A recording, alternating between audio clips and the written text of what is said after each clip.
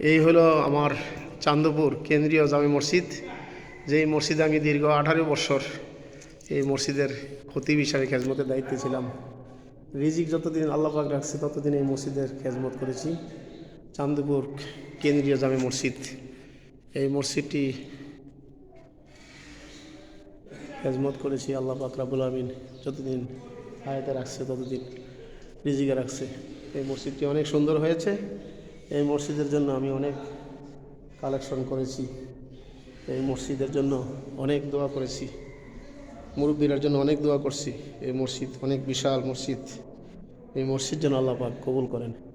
এই মসজিদে খেজমত করার কারণে আল্লাহ পাক যেন আমার জীবনে গুনাহ আল্লাহ পাক আমাকে মাফ করে দেন।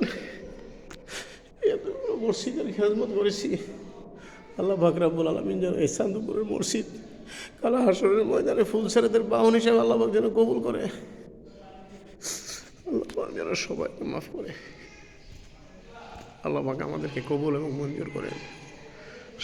সকলের হায়াতি আলেমে বরকত দান করেন, সকলের হায়াতি আলেমে যেন বরকত দান করেন, সকলের হায়াতের মধ্যে নেক বরকত দান করেন। আল্লাহ পাক যেন এই চাঁদপুর ঐতিহ্যবাহী চান্দপুর চতুরা চান্দপুর কেন্দ্রীয় জামে মসজিদকে আল্লাহ পাক কবুল করেন। এই মসজিদের উসিলা আল্লাহ পাক আমাদের হায়াত দারাজ করে দেয়। এই মসজিদের উসিলা আল্লাহ পাক আমাদের ছেলে মেয়ে সবাইকে কবুল করেন। আমিন। আসসালামু আলাইকুম রহমতুল্লাহি ওয়া বারাকাতুহু।